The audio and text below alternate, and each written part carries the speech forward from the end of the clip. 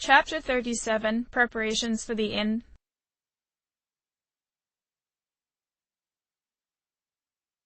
24 October 2009. With Minato feeling better, the twins were able to finish another social link they shared. Miko, the little girl from the shrine, happily spent a complete afternoon with the twins for the last time. Although she enjoyed the games together, the time came for her to say goodbye to the older teens. We played enough for you to remember me, right? Don't forget. She looked up at them both. I'm leaving today. And Dad said, I'll always be his daughter. Even though we're far away, we're still family. So, I don't have to be sad. Her smile slightly faltered. We're gonna be far apart too. But you and me are family. I mean, not really, but you're my one-chan and onai-chan, okay? Forever and ever. She held up her pinky finger. Hamuko linked her pinky to the girls and nodded. We won't forget. No matter what. Minato added, kneeling down to hug the elementary school student. Miko did her best to hold back her tears as she pulled out something from her pocket. Keep this, okay? I made it just for you. The twins each accepted a bead ring. It's just like mine, she continued, showing them the ring she was wearing. Whenever I want to see you, I'll look at this. Please don't throw it away. Hamuko slipped hers on. There's no way we could ever do that, Mako-chan. Even if we're far away, we'll always be with you here, Minato said, placing a hand over his heart. The rings will be proof of that, okay? Miko nodded as she hugged the twins at once. When I get big, I'll come see you. I'll save my money and buy an airplane ticket. Until then. She reluctantly let go of them and turned towards the shrine entrance. Bye-bye. The young girl ran very quickly to hide her sad tears. The twins lowered their gaze to do the same, but Minato put on a small smile. Goodbyes hurt, don't they, Hamuko? The brunette nodded her head as they felt at ease emerge within their souls. But for every goodbye, there's another meeting to look forward to. For Hamuko, Miko wasn't the only friend she had to say goodbye to. Much to Hamuko's dismay, Sayori from the library committee was to transfer away too, but the red-eyed Junya put on a brave front as she walked her friend to the school gate for the last time. While equally sad over their parting, Sayori only smiled at the younger girl as she didn't want to dishearten her dear friend over the transfer.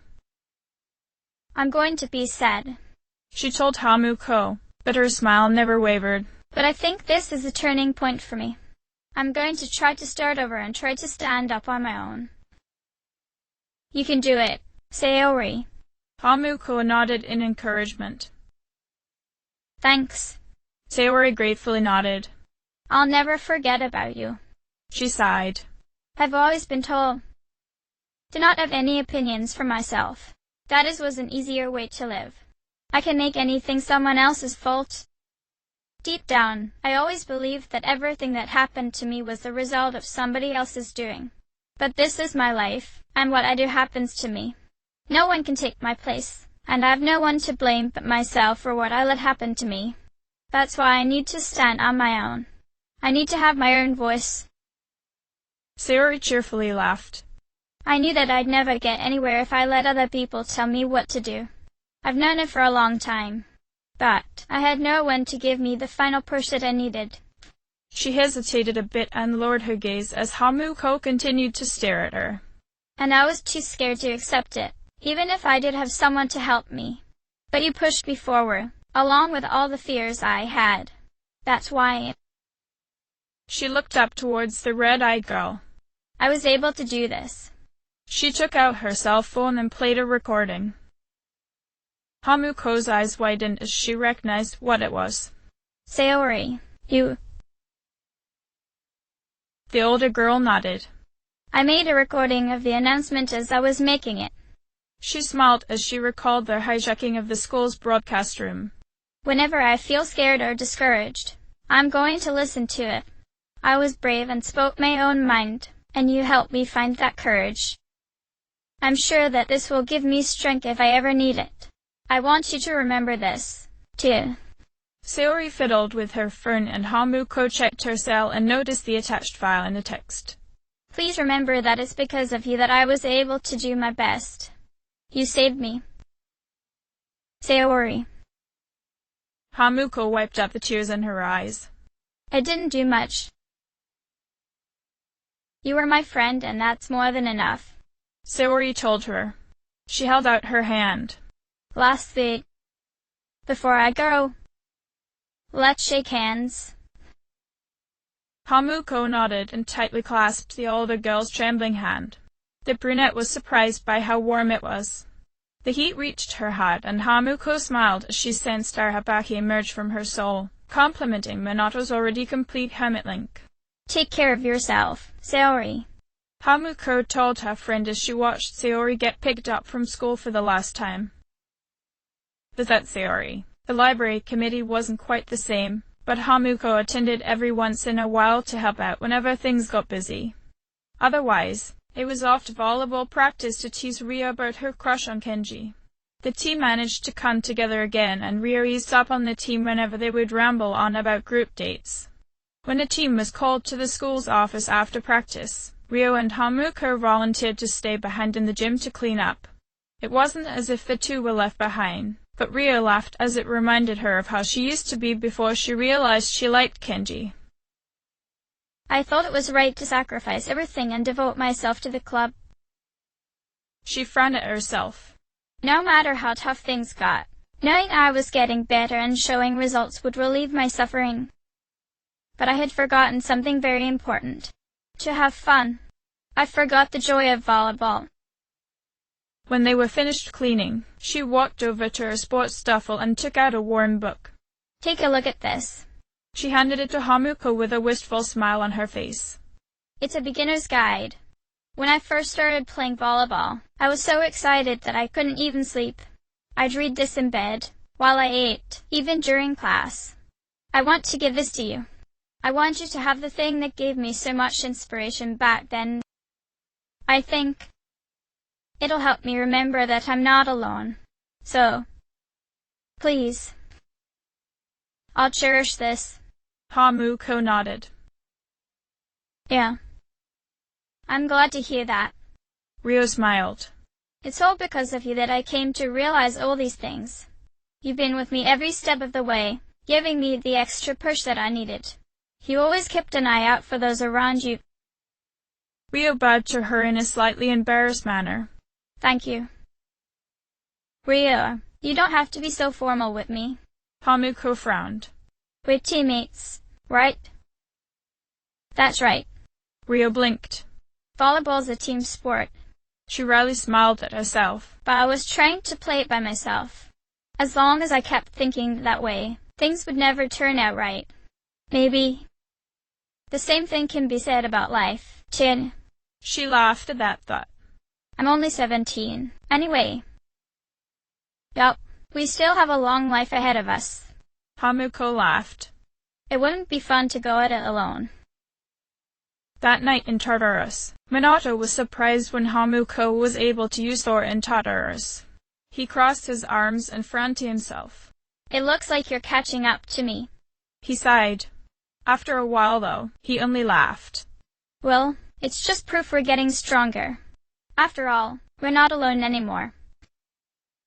Hamuko was glad to see her brother acting like himself again, but there were a few noticeable differences to him she found. For one thing, he was much more laid back in his interference with her life. Minato was still his overprotective self, but he was much more considerate of her feelings and thoughts.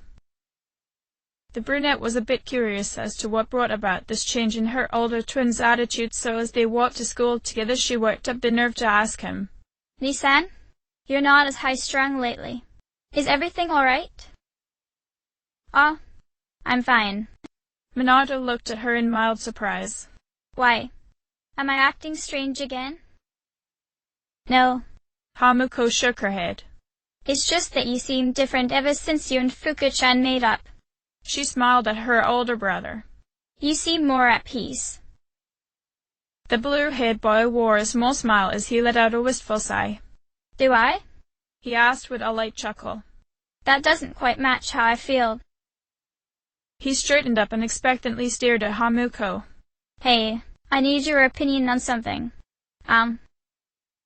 He turned his head away from the brunette and nervously coughed into his hand. How would you feel if I told Fuka about the past 10 years? The brunette blinked at him. But you hate bringing that up with anyone, including me. Well, Minato focused his sight on anything but his sister. It's just that I want her to know everything about me. He smiled to himself. Fuka is really important to me, and she's the first person I've come to trust as much as you. Hamuko noticed the seriousness on her brother's face. You really do love Fuka-chan. She giggled. I have yet to hear you say it aloud, though. Minato rolled his eyes as she was trying to tease him again. He wouldn't let it faze him, though, as he accepted her challenge. I love Fuka, he stated with a nod. Hamuko blinked at him when she realized he wasn't even remotely embarrassed in saying that. The blue-haired boy frowned as she remained silent. He raised an eyebrow at her. What's wrong? Am I not being earnest enough? He crossed his arms and sighed. Then again, it's not like me to make a declaration like that without proof to back it up. Proof? The brunette asked. What do you mean by that? Minato stared off into the distance. You still have the locket Mom and Dad gave me, right? I want that to be my proof. Really? The girl's red eyes widened in surprise. You haven't worn it since the accident, and you never put in another picture. You want to give that to Fuka? The blue-haired boy absently played with his headphones as he reconsidered his plans. Would it not suit her? He asked in worry. I'm not trying to talk you out of it, Hamuko told him. I'm just surprised you came up with the idea yourself. She smiled at her brother. I'm happy for you, Nissan. Well, I love her, so I want to give her something meaningful. It's the same as the watch Shinji gave you. Minato looked at the pink wristwatch Hamuko adamantly wore. You two really are alike. Hamuko laughed. The two of you are way too sentimental sometimes. It's sweet. Minato's face slightly went red. Just don't ruin my surprise, okay? I don't know when I plan to tell Fuka I love her, but know that I definitely will. He cried. The brunette laughed as they neared the school gate. Shout any louder and Fuka-chan will hear you, she said, pointing at the teal-haired waving at them. Oh, shit. Her brother nervously tensed up.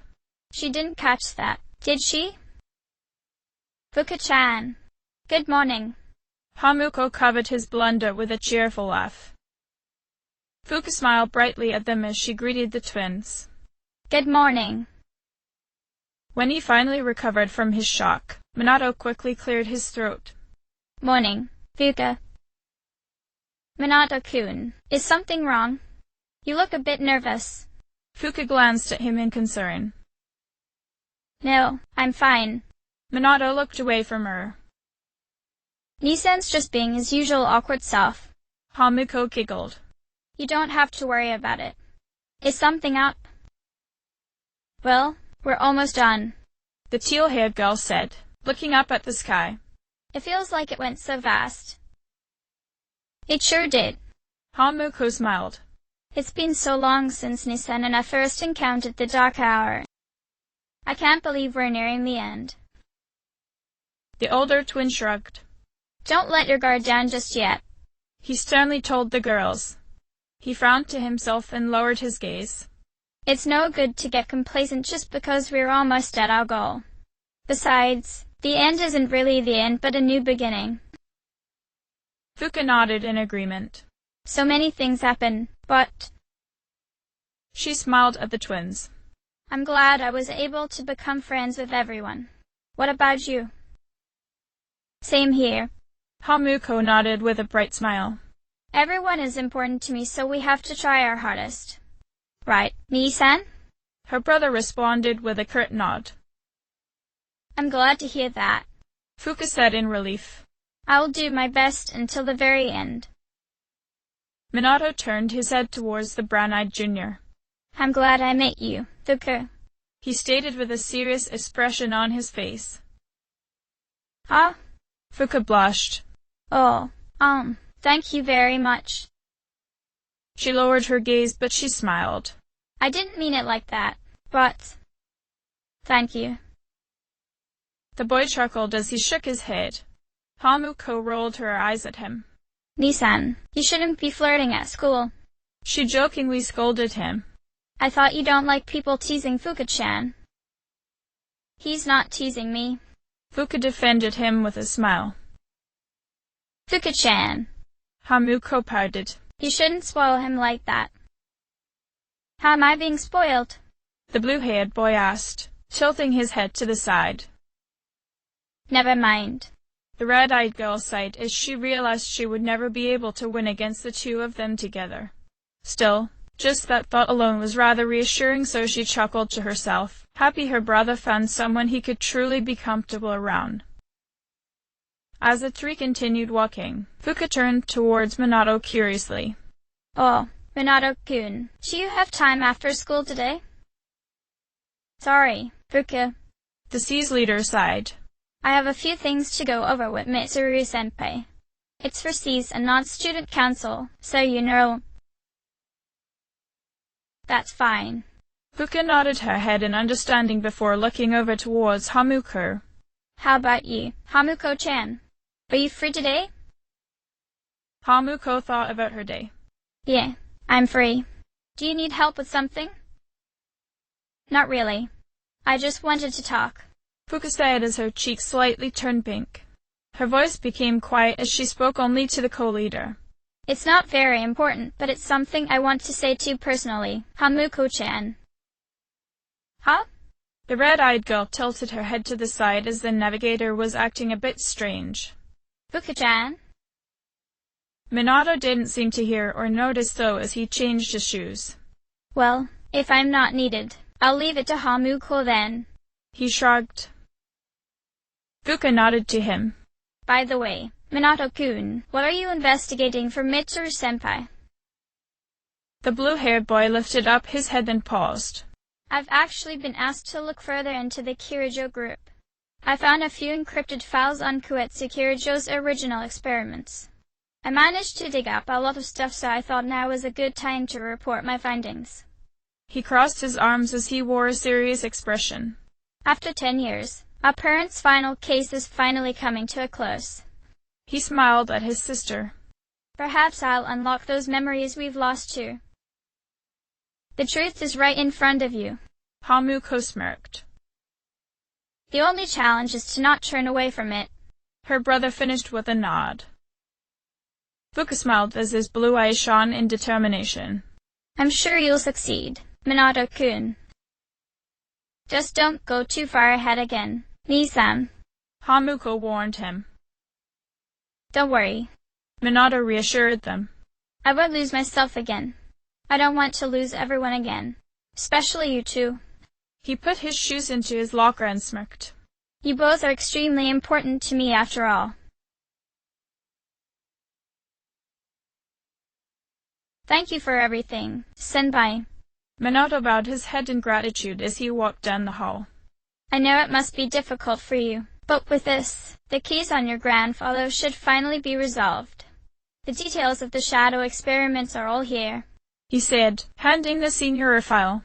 It seems your grandfather had been obsessed with bringing about the end of the world, but the plan never came into fruition. The catalyst shadow necessary for his experiment was destroyed 10 years ago, and with the final battle coming up, things should finally settle itself. I should be the one thanking you, Yuki, Mitsuru sternly said with a frown. I'm sorry you had to be dragged into this mess because of that man. Aren't you a bit resentful towards me that you've lost your parents because of my family? Minato paused as he honestly considered his feelings. I do miss them sometimes, but it's not something I can take out on you, senpai.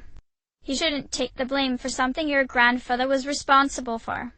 To be honest, Hamuko and I still lack memories of the incident.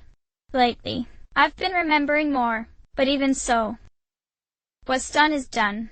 I can only look ahead towards the end. The red-haired senior smiled at her adjutant. You really have changed from how you were in the beginning of the year. I'm glad I made you field leader. Senpai. Minato looked away as he blushed in embarrassment. I'm just doing what I can. Of course. Mitsuru lightly chuckled to herself as she stared at the thick folder she had been given. Well, if there is nothing else, you're free to go. The pair stopped outside the student council room. Good work as usual, Yuki. I'll get these to my father as soon as I can. Thank you, Senpai. Minato bowed before continuing down the hall. Mitsuru nodded as she entered the supposedly empty meeting room. She was surprised to see Yukari sitting at the table working on a report. Takeba? The brunette looked up in surprise. Oh, sorry. No one was here, so I figured it'd be okay. It's rare for you to be here. Mitsuru noted as she closed the door behind her. Is it for archery club? Yes. The junior nodded. The teacher asked for a report. I see. Mitsuru frowned. Then, you must be busy. Not really. Yukari shook her head. At least not compared to you. She looked down at the table as she nervously tapped her pencil. I wanted to ask you something, she finally said, looking up at the student council president. Yes. Senpai. Yukari chewed on her lower lip before working up the nerve to ask. Why did you decide to fight? Well, Mitsuru frowned to herself as she stared at the folder in her hands. She thought of her father and tried to come up with something to say. I guess you could say it's my way of atoning for the past. She partially lied. I see. The archer responded. Well, in my case, I don't really have a reason anymore, if I'm being honest. I know the whole story about my father now. But I was thinking maybe I could erase the mistakes he left behind. Mitsuru remained silent at that, so Yukari wryly laughed at herself. I guess I should have thought about this earlier. Why didn't I question myself sooner?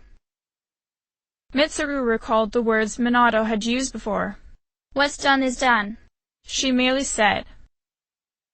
But Yukari frowned. It seems like everyone has their own reason for fighting. In the end, defeating the shadows is all that really matters, isn't it? What are you trying to say? Mitsuru knit her eyebrows together. I'm not exactly sure. The younger girl shook her head. It'll all be over after the next full moon. But I'll probably still be trying to figure it all out. Maybe so. The redhead nodded. But at least then we'll be able to return to a normal school life. She glanced at the clock hanging on a wall. The student council members will be here soon.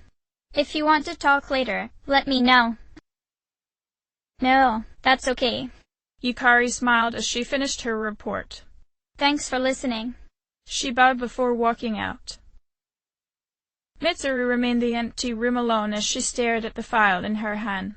My reason for fighting.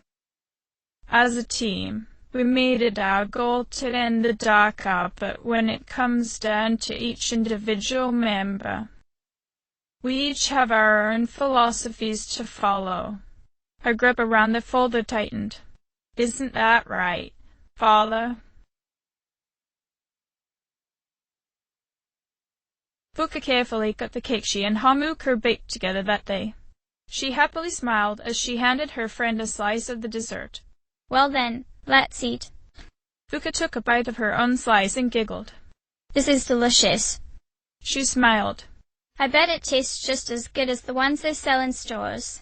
The teal-haired girl laughed a bit more as she knew the cake was a little too hot and the whipped cream was a bit watery, but she enjoyed it nevertheless. Hamukuro didn't seem to mind either as she nodded in agreement.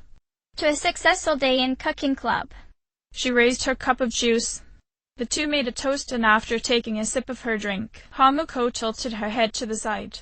So, wasn't there something personal you wanted to tell me, Fuka-chan? That's right. Fuka's smile slightly fell as she averted her gaze. There's another reason why I had you come to my room. She quickly got up and went over to her desk. I want you to have this. The navigator handed a pair of headphones to Hamuko. The red-eyed girl blinked at it. Fuka-chan? Since you're always listening to music, I thought you might like these. The girl blushed. Remember how I told you that I was pretty good with mechanical devices? Of course. Hamuko nodded. You're always helping Nissan adjusting his camera. Fuka wore a small smile. I wanted to thank you with something I'm good at. She paused a bit before shaking her head. No, it's not because I want to repay you for your kindness. I just wanted to give that to you. I felt that I just really wanted you to enjoy them. You're a precious friend of mine, after all. Hamuko replaced her old headphones and tested the new pair. Kikaryuso phrase. I'm working on my way. Now write me an endless song. When you let go, I'll feel so alive. Hashidos yami no saki. Her red eyes went wide at the high sound quality. She paused her music player and brightly smiled at Fuka. These are amazing. Fuka seemed happy at that. I made a pair for Minato-kun too, but... She became quiet as her face burned up. Hamuko sensed something was up and gently coaxed her friend to explain it to her. Fuka-chan, what is it? It's alright to tell me. I told you before that I'm always willing to lend an ear. When I gave Minato-kun the headphones I made for him, I want to tell him that I love him. The brunette remained silent at that. Did I hear her right? Fuka-chan loves Nissan? Fuka looked up at her in worry. I'm sorry. Maybe I was being too forward? If you don't want me seeing Minato-kun. Hamuko laughed at that. Fuka-chan, it's alright. I'm happy for you. She smiled. You and Nissan.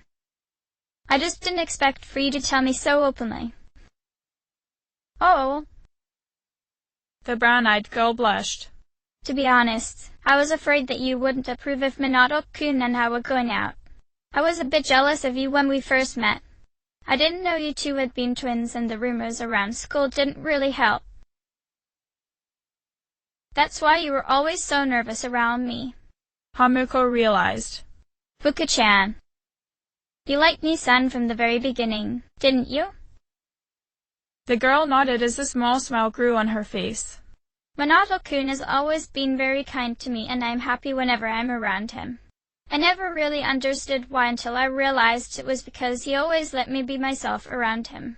I could ramble on about random facts with him and he'd happily return the favor, always eager to keep our conversations going for as long as possible. Fuka looked at her friend in determination. I don't want to take your spot in Minato-kun's life, but I want to be someone he can also rely on for support whenever he needs it. Hamuko sternly frowned at her friend. Fuka-chan, just because you love my brother doesn't mean you're competing with me for his attention. You're important to him too and I'm glad you love him. The brunette smiled at her. You don't need to ask for my permission since you've always had it from the very beginning. Ever since you joined, I've always entrusted him to you because you make him happy. I do? Fuka's eyes grew wide. The co-leader giggled. He's my brother, Fuka-chan. I'll always be at his side, but there are things I can't do for him that only he can. I'll always love him and I know he loves me too. She fondly played with her watch as she tried to remember where her brother's locket was. Just because he also loves someone else won't change that. Hamuko-chan. Fuka gratefully smiled. Thank you. The brunette lightly laughed as she hugged her friend. I'm glad that you want to tell him about your feelings. Nissan is very kind but hopelessly awkward. He doesn't trust himself with things like this, but if it's you, I know he'll always be happy, so please take care of my troublesome brother, Fuka-chan. I'll do my best. The teal-haired girl responded with a blush. Hamuko couldn't help but squeal. I can't believe Fuka-chan will be my sister-in-law. Fuka nervously laughed. Aren't you thinking too far ahead into the future, Hamuko-chan? I haven't even confessed to Minato-kun yet. Nissan had better accept your feelings. The younger twin sternly crossed her arms. If he breaks your heart, I'll break his legs. Wait, I don't want that, the brown-eyed girl exclaimed. Hamuko only laughed at her flustered expression. Fuka smiled at her friend's infectious energy and giggled. I guess if I'm going to be a part of your family, your teasing is only going to get worse from now on. Somehow the thought only made her smile grow as the two girls happily enjoyed the rest of the afternoon together.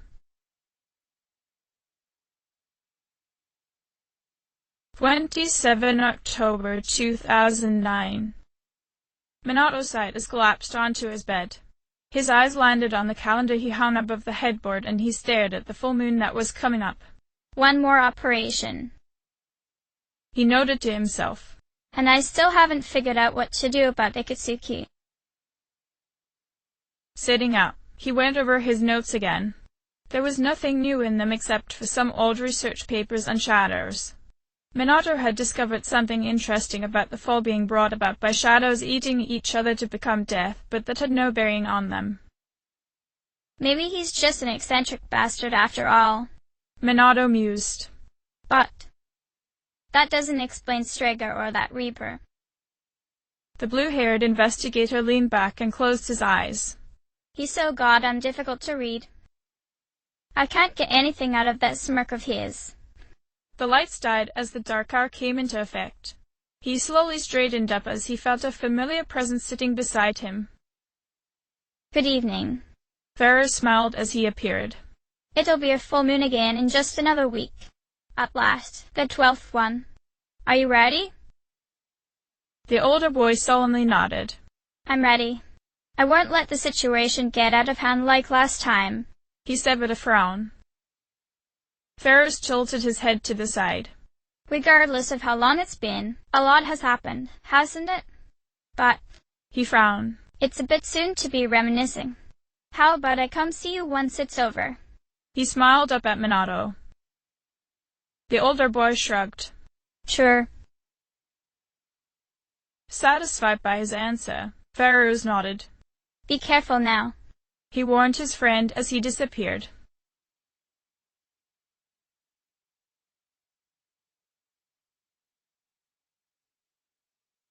Junpei stared into the fridge and smirked as he took out a cake. Sweet. Did someone make this? Fuka looked up from her laptop and smiled. Hamuko-chan and I baked that today. You're welcome to a slice if you want, Junpei-kun. Why you made it, Fuka? Junpei nervously asked. Yup. The teal-haired girl cheerfully smiled. It was delicious. Yukari looked up from her homework at that. Wait, really? Well. Junpei returned the dessert into the fridge. You made it with Hamuko, right? I shouldn't take a piece without her permission, too.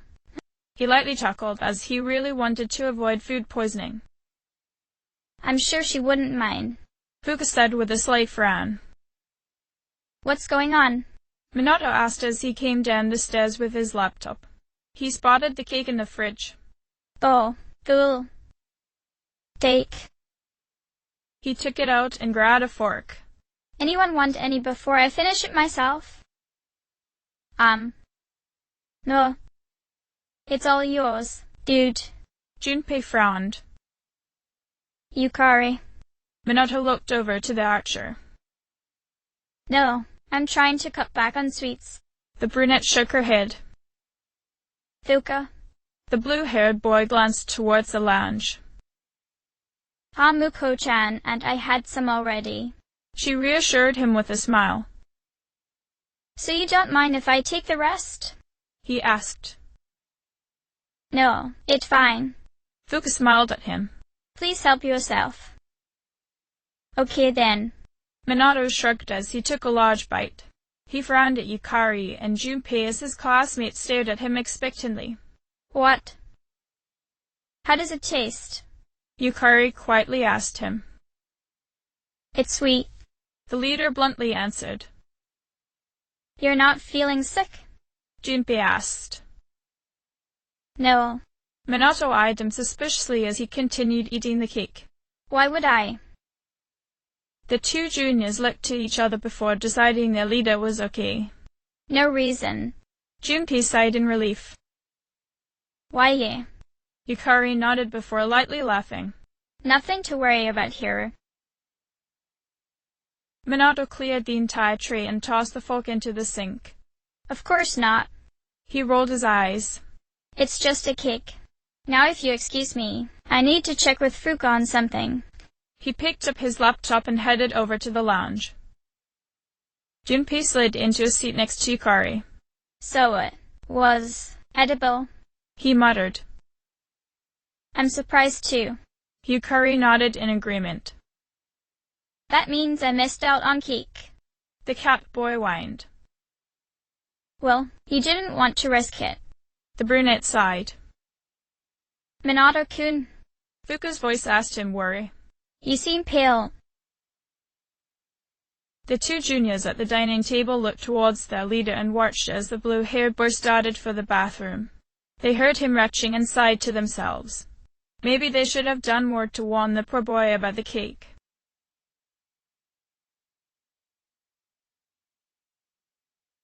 End of chapter.